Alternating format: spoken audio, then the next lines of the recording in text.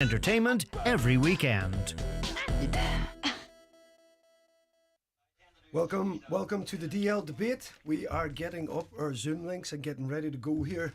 And Park Hilford is in studio with me this evening. Park, how are you, lad? How you doing, Brendan? You all right? Very good, very good. You can hear my voice. We're celebrating the Clare victory last night. We had to give a few hugs there to poor Jimmy Stafford. Poor Jimmy's here producing the show. Yeah. Jimmy's not won a match this, unfortunately, either. Well, yeah. no, he's not here. He's triple jobbing at the minute. I think he's getting all set up. What a game, huh? What an unbelievable game. What a man we have to talk about it. Richie Powers coming on very shortly to the show. Multiple All-Ireland winner, of course, Richie, Kilkenny legend that he is.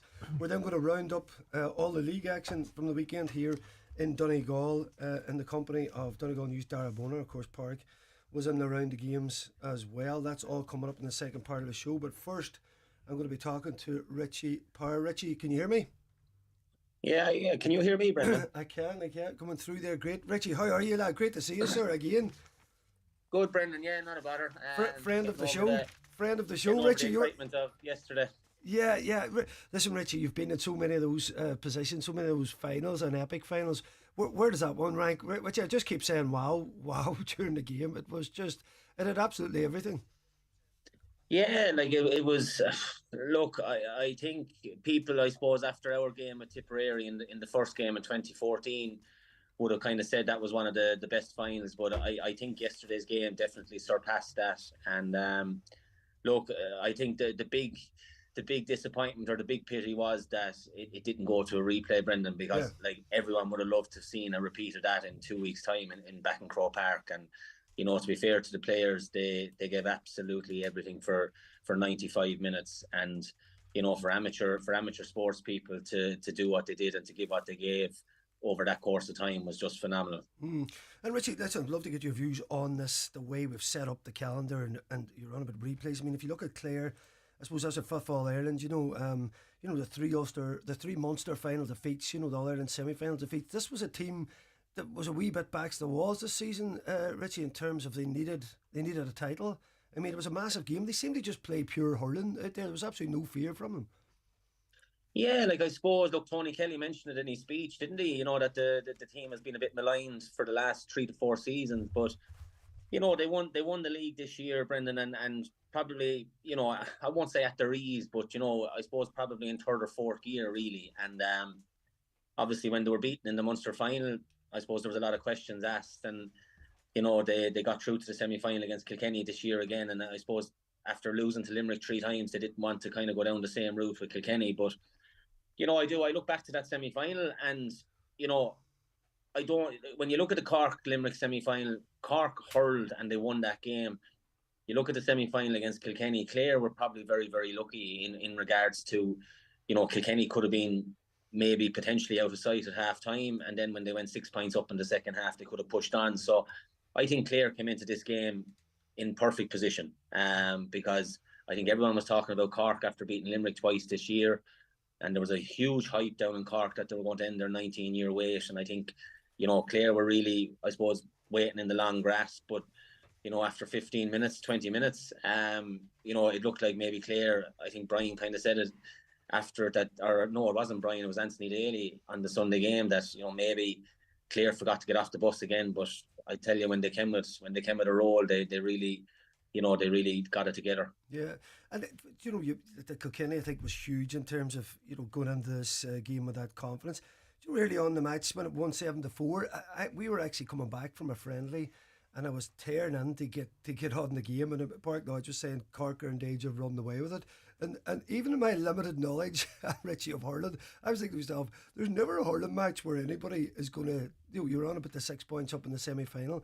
The momentum switches and the ability. There's never a time when a game just can't be flipped on its head, which it continually was yesterday. Well, that's exactly it, you know. And look, I'll be completely honest with you, and I have the proof on my phone to say it. But I text my dad. Dad was on in the Cusick. I was in the Hogan. But I text my dad after 19 minutes, and I said, "This game could be over at half time." I genuinely thought, you know, Cork started the game so well, no nerves. Everything they were hitting at the post was going over the bar. You know, then Robert Downey probably scored one of the best goals in an All-Ireland final, and they just looked to be rolling. It just looked to be kind of a continuing on from the semi-final win over Limerick. And Clare were just, I suppose, they were like rabbits in headlights. But then they kind of got hold of it, and Shane O'Donnell, probably the hurler of the year this year, I suppose, took the game by the scruff of the neck, and he popped 2 points and set up the goal that got Clare back into the game. So, like as you said, it was kind of flipped on its head.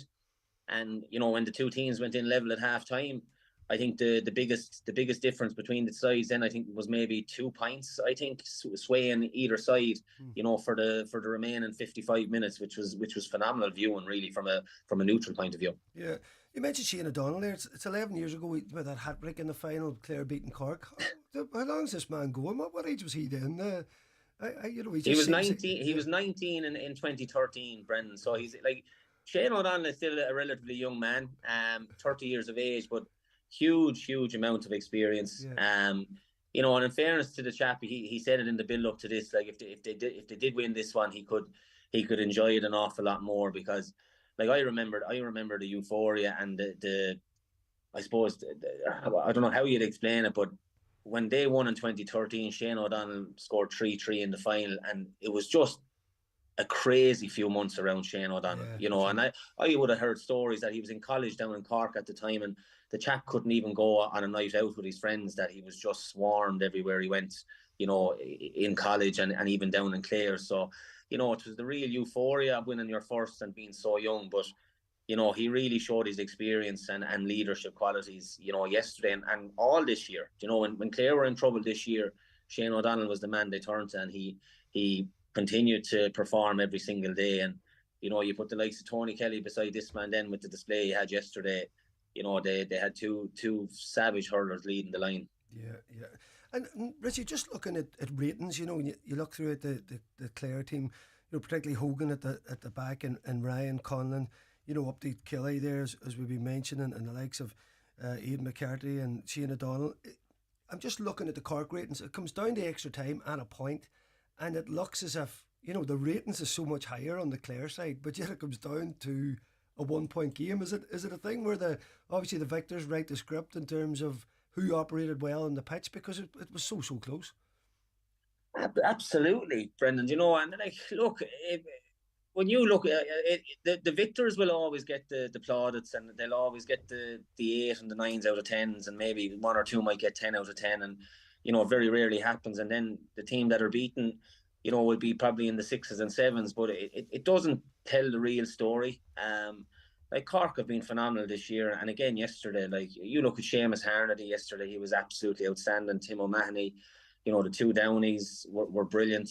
Shane Barrett had a very good first half.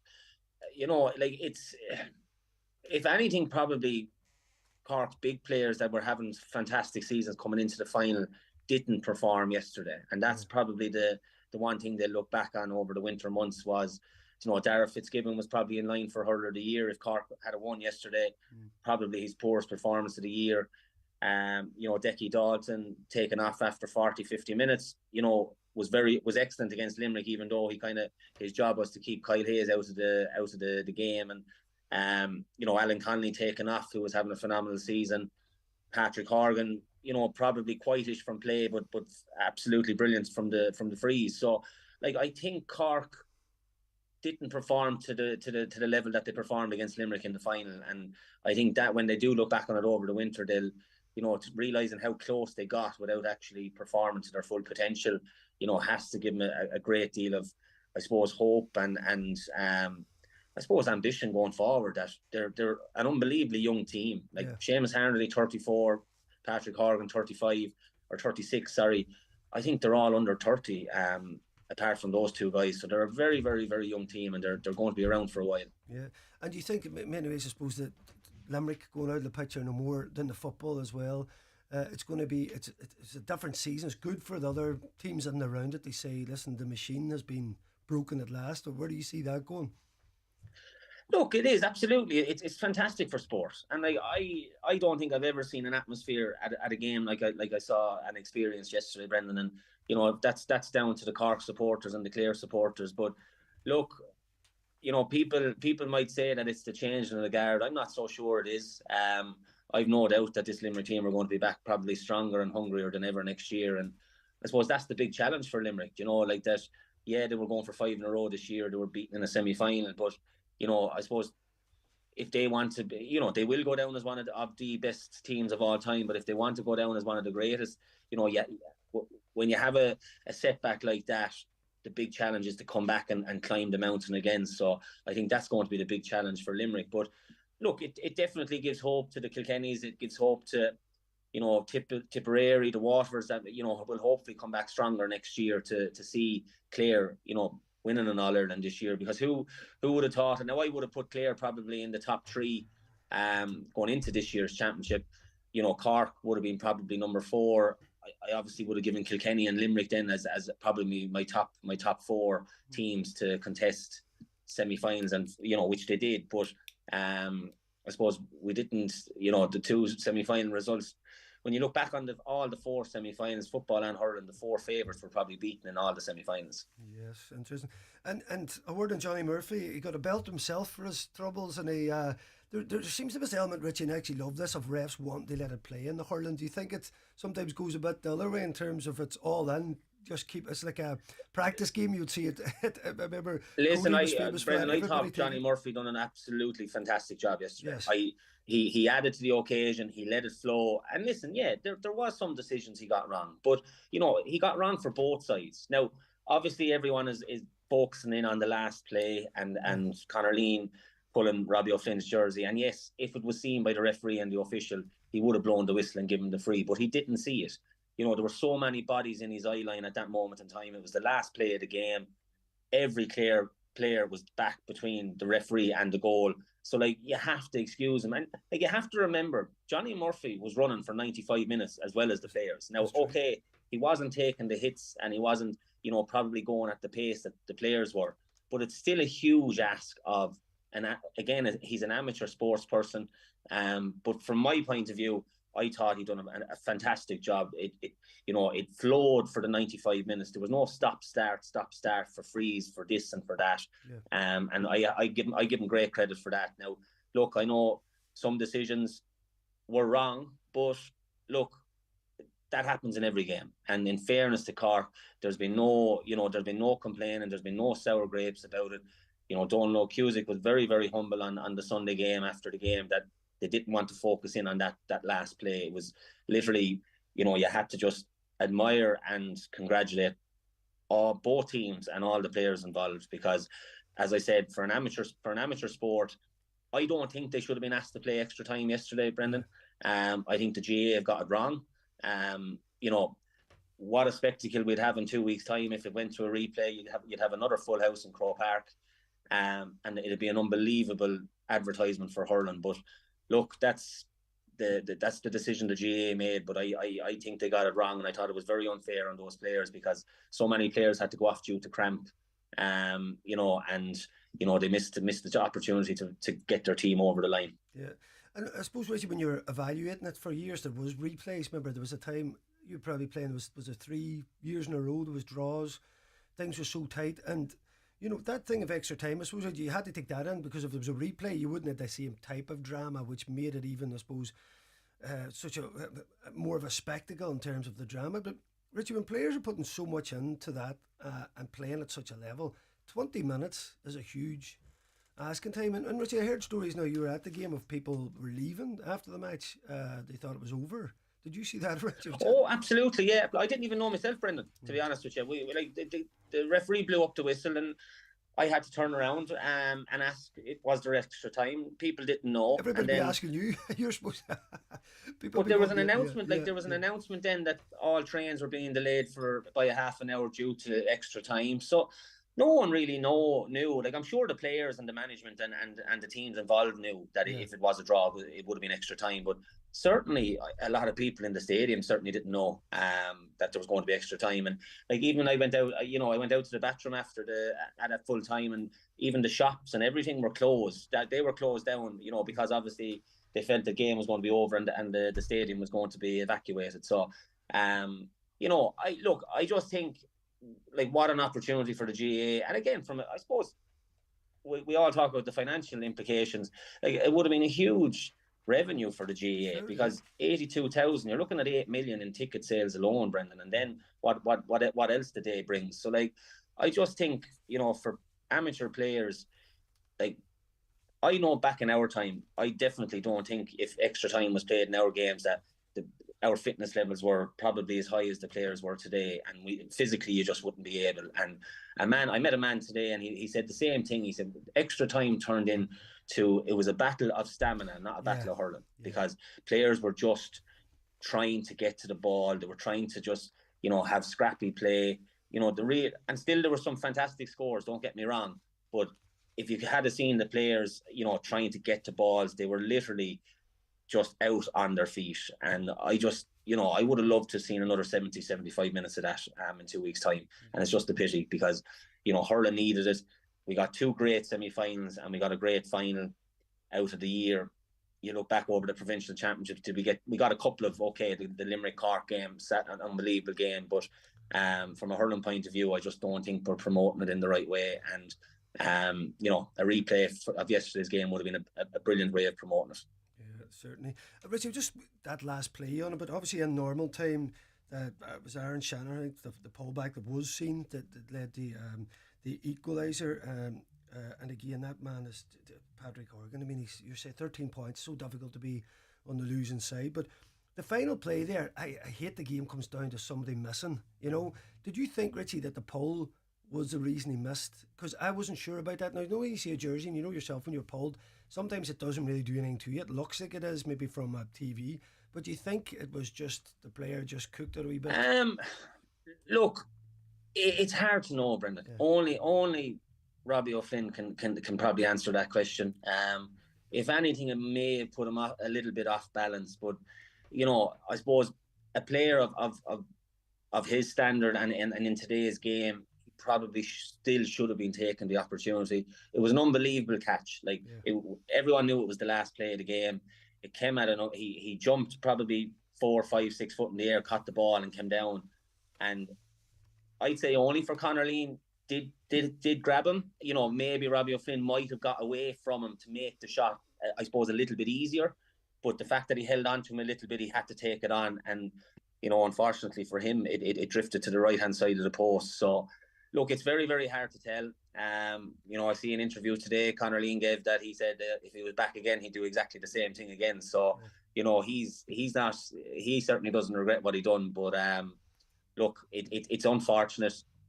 If Johnny Murphy had seen the jersey pull, he would have blown the whistle. He would have allowed advantage, but he would have brought it back for a free if he saw it. He didn't see it, and it was the last chance. And unfortunately for Cork, that's the way it ended. But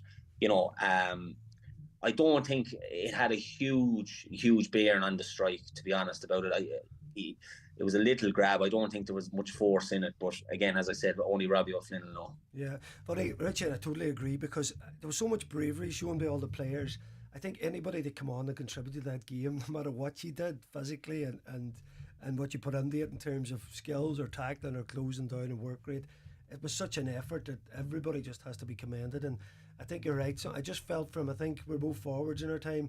You have the old haunting one that comes back there. So you would hope that he would get back in his day. And maybe Cork, of course, not beating Kilkenny in a final or something. But you think this Cork team, young team, Richie, they'll get their chance for retribution?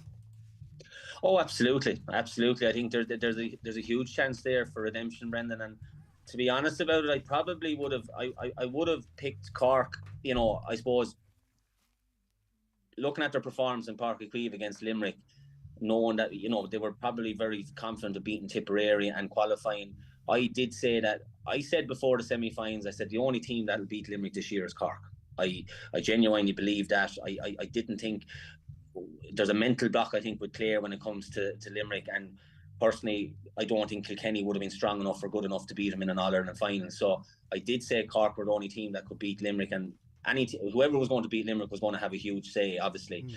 But I think, look, Pat Ryan has an unbelievable panel there to work with. I think it's very important that he keeps Seamus Harnedy and Patrick Horgan for maybe one more year to, even just, I suppose, ease the transition and have experience in that dressing room. And whether it is just to use them as a 20-25 minute impact sub, I think they're two guys that you'd love to have around the setup. But I think the future is bright for Cork. But as I said, you're going to have to deal with the green animal coming back again next year, because Limerick aren't gone away. Limerick didn't hurl bad in the semi-final. Cork just took their level to a different level, and it's going to be very, very interesting. Clare All-Ireland champions, and they'll enjoy the next couple of weeks and months, but it won't be long before we're talking about 2025 and who we fancy or who's going to be in contention to win the All-Ireland next year. For sure. And Richie, final question. I know you're coaching club hurling there. What about the ultimate there? Can you see yourself on the line for the Kilkenny men at some stage? Would that be a goal of yours? I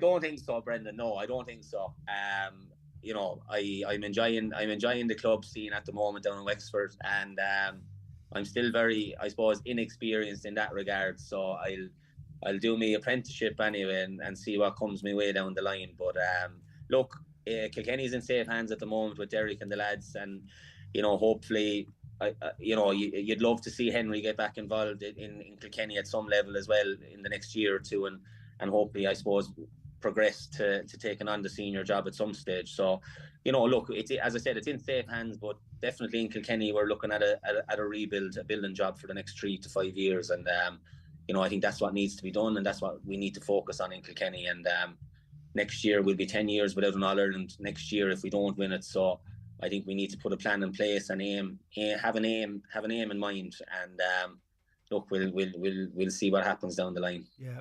Listen, Richie, brilliant roundup as ever. We'll be talking again in the future. Good luck with the club season. Cheers, Brendan. Top man. Yeah, Richie Power there, Kilkenny legend. I think everyone is just shuddering to hear that Kilkenny are going to come back with a plan. If he's saying it, we're in trouble. You forget it's 10 years since the last one in All Ireland, so is it that long? Time flies on. Yeah. Time flies on, especially with Kilkenny. Used to them winning it so often. 10 years and it happens quick. I suppose Limerick's domination in the middle of that. Porrick, Dara Bonner's put his head in there. Look, a nice haircut and all. Championship cut. Porrick, he's joined us now. We're going to round up. It's getting that feel, yeah. Championship, the grass is 100%. We'll be back after this break. The DL Debate with Sister Sarah's Letterkenny, serving food you'll love till 9 p.m. daily in Sarah's Kitchen. And there's free admission entertainment every weekend. How we use electricity can be smarter, cleaner and greener. At Electric Ireland, we can help guide you there. You see, our new Net Zero Hub has all you need to know about smart meter plans, EV tariffs, solar panels and much more, making your usage clearer, your trips greener, your home cozier, and your world brighter. Find our Net Zero Hub at electricireland.ie. An Grian in Erin, wishing you few bacalash. Cínte tá began be gréine tiltain. She alcha kraken an alcha is cutchinta in Erin. Is come to Vesivalia no Harlar. Cussen de kraken, tri came in a clishta than Grian a lanunt. Cá é fada scuilte, curuchtar gréine ort. Cá ort hata gréine. Fan fui scána gréine fiúr leihananta scamalacha. Agus ná dain darma there na speikli gréine. Lan came in a clishta dun grian, o aimenacht an servicey sláinte agus éire sláintúil. And Sean has just arrived into the bar for a quick hello to the work crowd. He won't stop, he has a match in the morning. But wait, he's got the nod off the barman that there's Guinness 0-0 on tap. The chats are back on. Johnny's in full swing and a fresh pint is handed over the bar. Guinness 0-0, 100% Guinness, 0% alcohol. Proud partner of the GAA. Visit drinkaware.ie. Imagine a wedding venue that can be hired exclusively for you and your guests. Picture stunning views overlooking one of Donegal's most scenic beaches, an authentic country manor as your accommodation, incredible glass-fronted marquee views all day, and a team of experts who want to help you plan every step of the way. Sounds too good to be true? Not at Drumhalla House in Rathmullen. It really has to be seen to be believed. Visit drumhallahouse.ie or check out Drumhalla House on Instagram for more details. All Together Now Festival returns. August Bank Holiday weekend, 1st to 4th. Curramore Estate, County Waterford. With The Prodigy, The National, Natasha Bedingfield, plus many more. Tickets from €249 are on sale now. Maybe subject to fees. Over 21, subject to licence. See alltogethernow.ie. The DL Debate with Sister Sarah's Letterkenny, serving food you'll love till 9 p.m. daily in Sarah's Kitchen. And there's free admission entertainment every weekend. Yes, folks, welcome back. Paul McDevitt here's producing. He says they start taking it serious because we're having a laugh in here. Park, he's in charge now, Park. Yeah. See the difference now when Joe Deck's not here? This man's telling me what to do. I know, he's given out this once, you know. That's him, Tyrone, man. They're always trying to boss everybody. You know how it is. The Corkman's keeping very quiet here. Jimmy Stafford, of course. He's juking about, you know. You're right, 100%. Dara, you're welcome. Cheers, Brendan. Thanks for having me back up. Good to be here. Good man. It's time for you just took a breath after the county season and it's rattled into the club. There, you're out and about at the weekend. I suppose we're going to look across all the league finals and playoffs and relegations, and we'll have a wee look across to the All-Ireland football final as well. I suppose start at the top. Niamh Conaill, a repeat of the championship final and a repeat of the outcome. Yeah, well, I suppose it didn't start the same way as the championship final from last year. Gweedore were well in it until I think it was the 25th minute whenever Brendan McDyer got his goal. We'll give him the benefit of the doubt that he meant it anyway. He lobbed it over Dahi Roberts. It did look like he meant it, to be fair now, but it was a brilliant goal. And did you not interview Brendan after? And just actually didn't. No, I didn't get on him. I should have. You could tell by his reaction, yeah, if he's trying to bluff you or not. No, I should have. I missed the trick there now, but we'll give him the benefit of the doubt. The Glenties men, Niamh Conaill men were definitely saying it was a bit of a, you know, he didn't mean it, so they weren't giving him any credit anyway. Yeah. So tied early on, low scoring, was it 3 each, and then Niamh Conaill had I think it was 4-3 maybe, and then they got the 1-2 before the break, just 5 minutes, and then I suppose that once you go 6 down to Niamh Conaill, you're is that you were saying? Look, control the game then. And it was very much, you know, it was tit for tat. Now, I was saying to you earlier on about Gweedore had a couple of goal chances, and you know if they got those goals, you know they were catching actually the long kick out strategy that Dahi Roberts was putting in there. They got a lot of possession out of that. So you know from the Niamh Conaill point of view, that's something I mentioned to Martin Regan after the game. I said from a defensive point of view, they copped up opportunities. Look, for the goal opportunity Gweedore had at that time, I can't remember exactly what time it was, but I think it was before. Before the first goal went in. You know, and a goal is a massive score in any game. You know, what I give. I suppose Gweedore had a younger side out, Brendan. You know, and that was a big factor. But Niamh Conaill getting that edge going on at half time, and I think the way they started the second half, you know. 8 minutes in, they got another goal, and you know that was trouble then. From last year, obviously there's improvement in Gweedore. You saying there? Listen, I've seen them in the league earlier. You know they were going really well. The game I seen them, I was impressed with them. You know, do you think there's strides being made there? Yeah, no. I mean, I remember speaking to Ronan McNeilis, and even there last week I was speaking to Niall Friel, and they've all kind of said that getting to the final last year wasn't really something that they were intending to do. It just happened, and it was maybe a bit too early in their process, I suppose. And I suppose they just didn't start well that day. But no, they were well in the game the last day. And as Park says, like I mean, they had a couple of goal chances. Like they got in behind a good few times. It's Niamh Conaill. It's not like them letting a team in like that, but they still got away with it anyway until the goal near the end, but that was kind of just a bit of a consolation at that point, I suppose. Yeah. And you give him a roti man the match. So, of course, looks like this man's, he wasn't allowed in the Donegal squad last year. He was mistakenly in it. He definitely looked like he's going to be in it next year. Yeah, well, I thought he was very good now, and I think he set up the 2 goals as well. But he played very well, and I think we were just saying there now, like the Niamh Conaill team, they were still missing Kieran Thompson, Anthony Thompson, Leo McClellan, Ethan O'Donnell's supposed to be coming back for the championship too, so there's still a lot of bodies to come in, as well as adding him into the team this year, and young Mark McDevitt as well looks like a good player too, so looks like they're getting stronger if anything. Good. But just on the likes of Finbar for like, you seen Donegal, our squad looked a wee bit, we didn't have any impact on our final game with energy and that. You're looking at someone like him, and I know he's still dead young, but is he somebody you think he might need a while to get in, or could he be an option you think he's physically already getting there? Because he looks like he's physically well, there. he definitely is. Now, to be fair, it's a different game, but Jim McGuinness wouldn't have brought him in at that stage that he did to try him out. I was very impressed with Finbar on Saturday. Just thought he broke the lines. He took the ball into the tackle, got it out at the right time. And sometimes that's you go into certain games like that game. There was aspects where you had to be mindful of when you were giving the ball out, because Skidore was, they were fairly heavy in the tackle as well. But from Finbar's point of view, giving him the man of the match was definitely, I thought he was the man of the match that particular day. He is going to be something that Donegal fans will be watching quite intensely over the championship season, see how he develops now. His name's out there. Look, he didn't disappoint on Saturday, and look, he's one for the future, definitely. Can he fit into to Jim McGuinness' side? I definitely do think he can.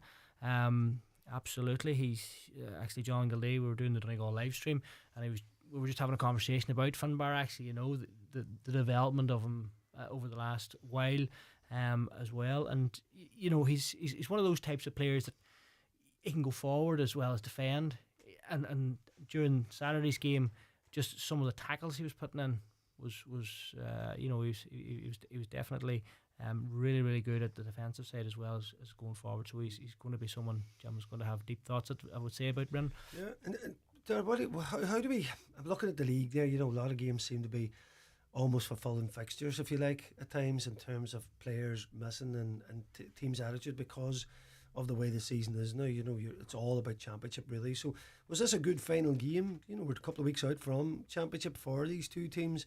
In terms of, listen, the league's about learning. I don't think anybody's ever that worried.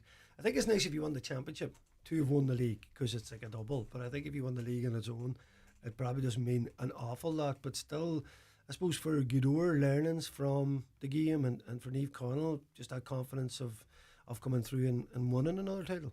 Yeah, I'm sure.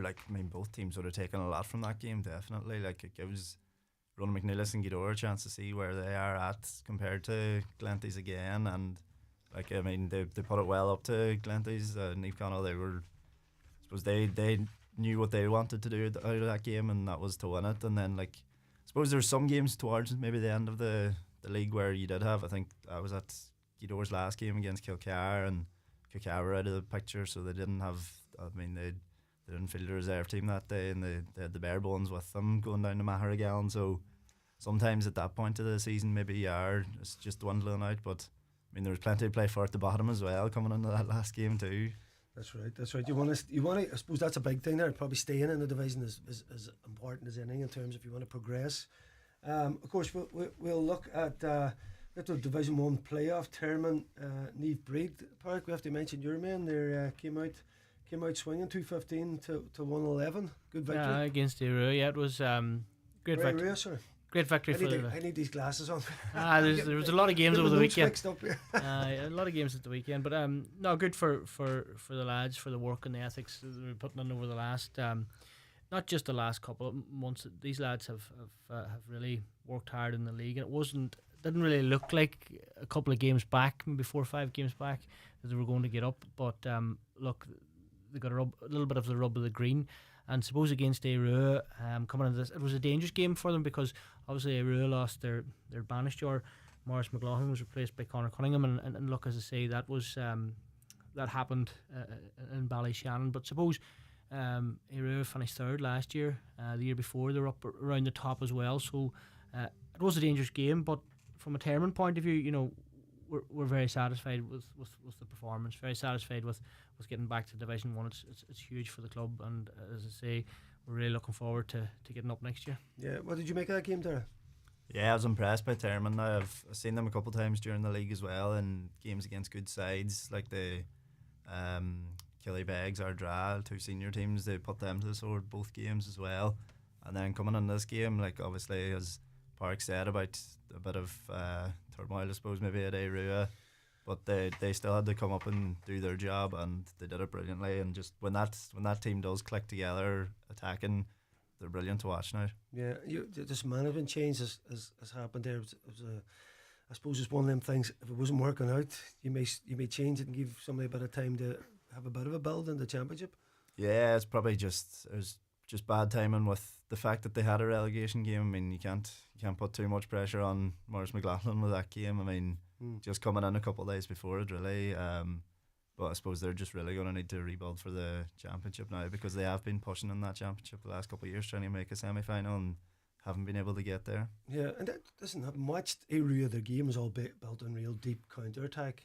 You know, you look at that sometimes where you think, you mentioned where they went, they climbed up a certain level. I always thought then that that's only going to take you so far. You know, you need, probably more elements to the game. Did you get that feeling from you definitely do, Brendan. I think when it comes to championship football, that aspect of what they were trying to achieve with the defensive side of it, trying to get the counter attack, and I think good teams will suss that out fairly quickly and nullify it. Look, they got a couple of good results last year with it in the championship, if you look at it that way, and within the league it worked really well for them as well. But to make that step up that you're going to take out maybe one of the big 3-4 teams, you need to maybe relook at your game plan and how you go about it. But disappointing for Ballyshannon. They'll really be really annoyed up there with going down to Division 2, because it's a hard division to get out of. You've more chance of staying up in Division 1. I think I was speaking to the guys from Clonneely, were saying the exact same thing. You've more opportunity to stay in Division 1 than getting out of Division 2, and we know that down in Termon, because it is week in, week out. You just don't know where results are going to go, and that's the thing. So look, disappointment from a Ballyshannon area point of view. They'll have to regroup now for the championship, and again maybe look at their performances and see where they can go from here. Yeah, but listen, good positive from the Termon men. I mentioned Eve Breed there. They were playing Clonneely, of course, in the Division 2-3 promotion play of our relegation. So Clonneely coming through on penalties, and had another penalty shootout there. I wonder how many club teams are practicing penalties.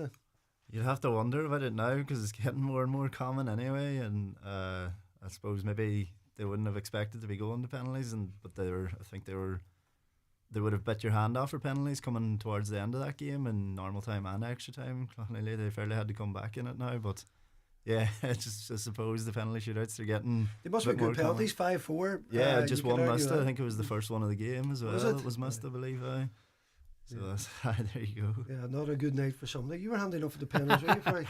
No, they told me to get out of the road. Like you would have kept eyes on the keeper. You're one of them. Well, I don't think so now, but yeah.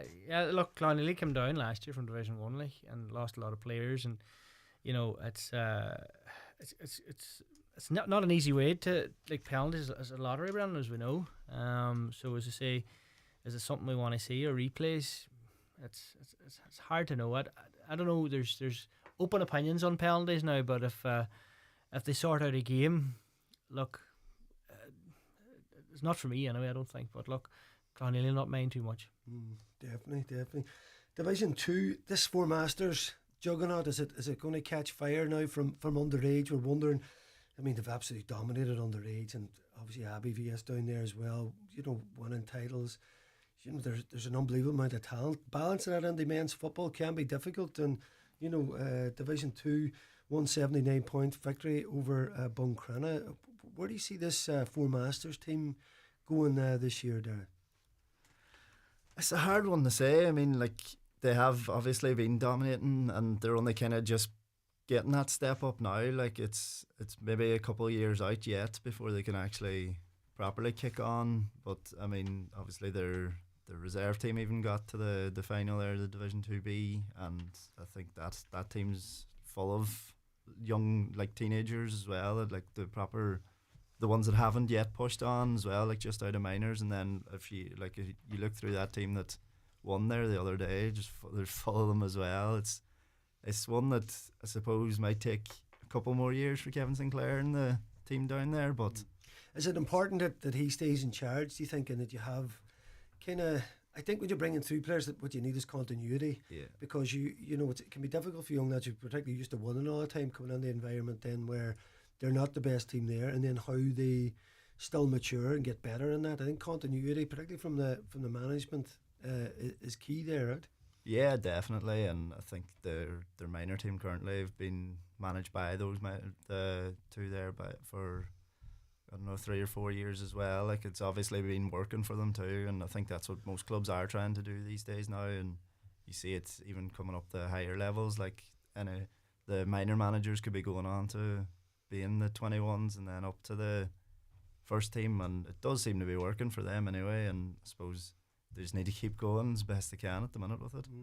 There was another team dominated underage there a number of years ago. It was Glen Mahara before they went up the road. Do you think there could be something brewing big with the Four Masters boys? I definitely do think so. Like, they're at underage, they've got it so right, you know, and going up to Division 1 can only benefit them as well. You know, the younger players getting exposed to a higher standard of football. You know, it's how they respond to that, Brendan, because I remember Termon up a couple of years ago with a very successful young minor team and then done 21 finals and things like that, and you know, it is a big step up, you know, in that regard. But looking at this young side, like, they're coming with serious pedigree.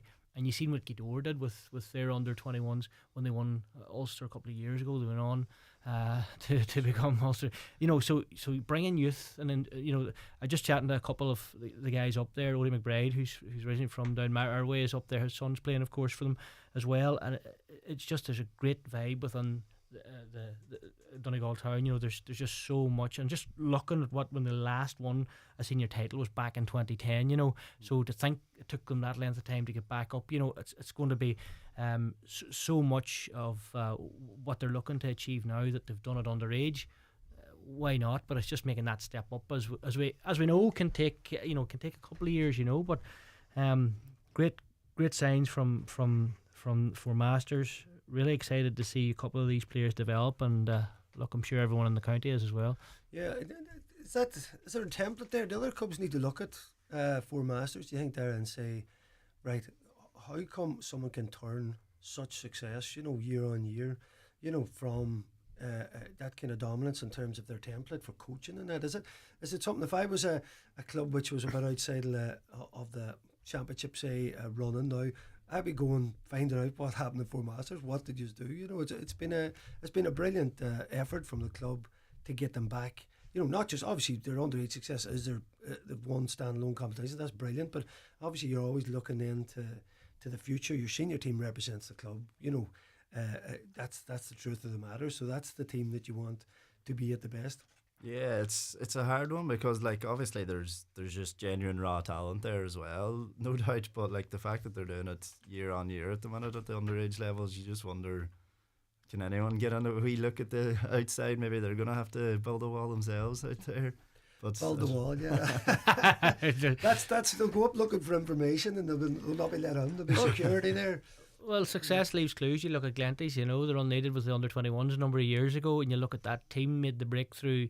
So, you know, you definitely look at the template that Four Masters have put in place, but there's other aspects of that as well. When you go to Gidor, if you go to Glenties, and you see the work that's happening now for Masters as well, it's very impressive, and you definitely would go up and have a chat if you could get Kevin Sinclair to have a talk to. He might come down and chat to you, Davey, would he? Right, yeah, I'd love to talk to you. There you go. I put a call into him. We'll ring him up now.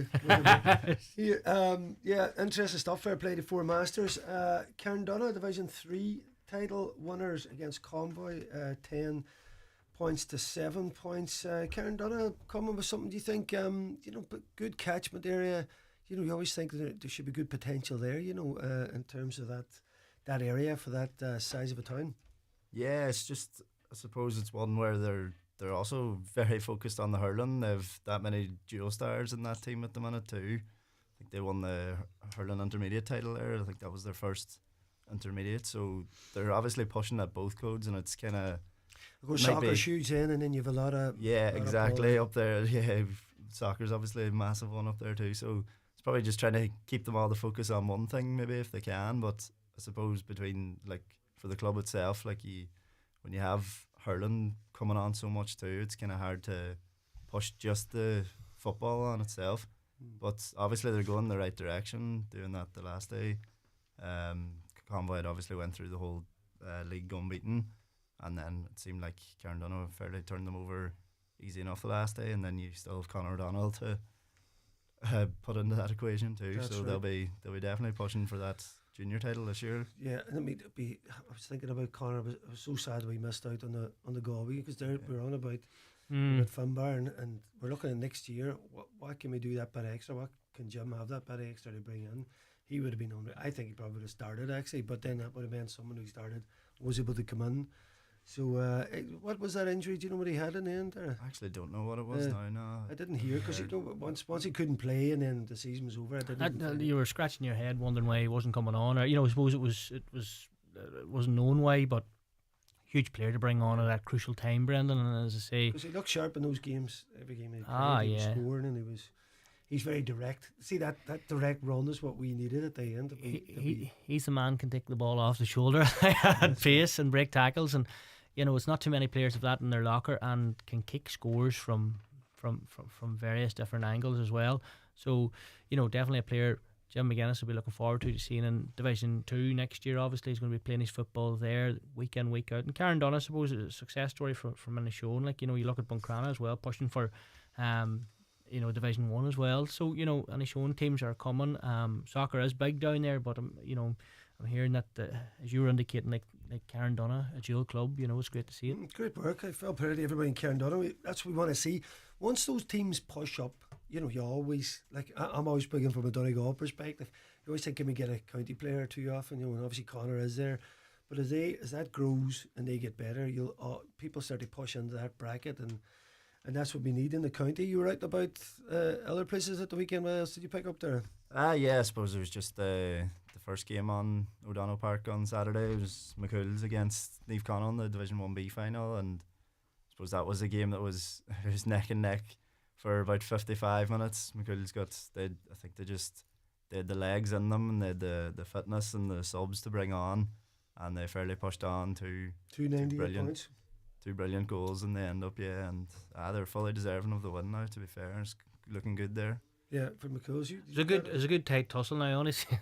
Only in the last 10 minutes or so, but McCool's, I think it was 19 years since the last won a senior title, so of any sort. But McCool's are coming as well, another team that are starting to edge in against the likes of Glenties and Unions and that as well. But to win a reserve title, a lot of young players as well, and very well conditioned. Brendan, has to be said as well. Like for reserve football, like you'd blink twice and you think it's a senior team out there, and look, it was a bit of a passionate speech by their captain, of course, on the day about McCool's, and that now's the time for them to start really pushing on. So from McCool's point of view, it's great to see it, and from different clubs around the county, it's good to see it's someone different. Yeah, another victory as well for Masters in the 2B. Back to back. Congratulations to Jimmy Gallagher there, I suppose, the veteran of the club, and again, I suppose we've got a number of good young players within the club coming together, and the reserves have been flying this last number of years. They won the reserve last year and they won the league as well, and they're back up winning the league again this year, so good signs. And it's great. Was there a bit of crack in the lagoon Sunday night, or it was busy both nights? Busy both nights now, I think. Yeah. Make sure that one team's not along with the other just on the night before. That's all the league stuff, lads. Great roundup. Looking ahead to the championship now in a couple of weeks. It was 10th. 10th, 11th. 10th, 11th starts on 10th. Yeah. Should be exciting. Looking ahead to it, lads. A small wee game on next week with just a couple of minutes. Where's your thoughts lie? People keep asking Galway Armagh. I think if they played 10 times, it'd be 5 each. I can't. No, anybody that goes heavy on one side or the other, it's impossible to call, isn't it? Yeah, it's just every time I think about it, I'm just thinking, could be Galway, could be Armagh. I just feel like it's going to end up being a draw now. I think physically, they've both got quite similar in terms of how they play. They've big men, they have great subs, and they, different. I think they're both bringing wild energy to it. I think they're very well matched. Barry, what do you think? Yeah, without doubt. Like I think Galway came into the final. They didn't perform too well from their own high standards. A number of key players didn't get up to the levels that they normally do get up to. So Pádraig Joyce he'd be really looking forward to this one. So you're right, Brennan. It's very, very hard to call. Like I think the Armagh support is going to be massive, as is the Galway support, and it is. I think Galway if Shane Walsh is fit and Comer's back to the levels. You're going to be one of those definitely people, yeah. I'm just going to say it. Yeah, I think Galway. For no me, otherwise. I just think for me, Galway are. Right, I'll tell you. So what about the last day? Charlie Oak, Oisín O'Neill, Sippy Campbell. I mean, why players to bring in? The game's in the melting pot. I think the Galway have great bench as well. But I think there's more scoring power on the Armagh bench. And as we know, 70 minutes, it's because there's so much up and down by everybody. You know, I'm slightly leaning towards them, even though I'm a half Galway man. I better be careful. My mum's listening. What do you think? Yeah, like, I mean, that's the way I was kind of looking at it. I think it's a weird one for me. I think if Galway could win it in normal time, but I think if it goes to extra time, I think Armagh are going to get it then, because just as you said, you wouldn't be like, surprised about that actually if it does. And that's how close I think it's going to be. Because the nature of the game is that when a team goes into a couple of point leads, they tend to invite the other team back into it. I mean, last day Galway were inviting Donegal to come and get the equaliser, and even they're 2 up, come and get the point. We're going to sit.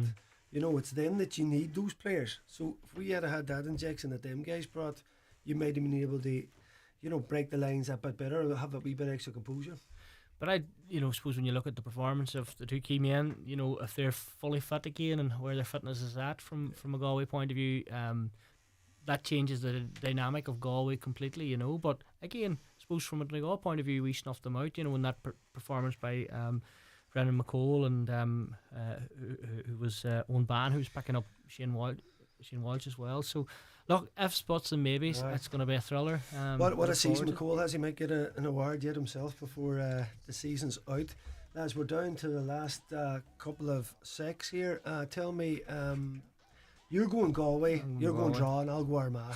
So we have it all covered then, alright? One of us is right. Listen, Darren Bonner, we've done Donegal News, fair play to you, Park Hilferty, as ever. Jimmy Stafford's here, looking after me, and of course, the wee throne man there, what do you call him? Paul who? Paul McDavid, you might have heard of him, yeah. Thanks, listen, Paul. I'll be back next week to talk about the Ireland football final. I'll speak to you then.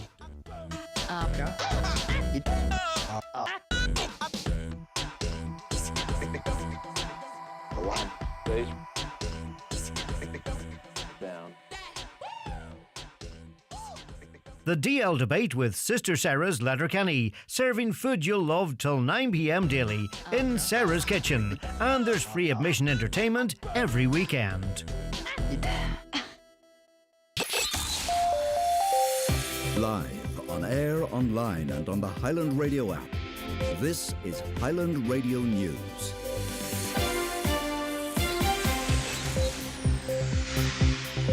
At 8, good evening, I'm Tina Gates. The sentence hearing of a teenage boy who murdered a woman in Tullamore in County Offaly has heard how he posted a video of the aftermath on Snapchat. The boy, who can't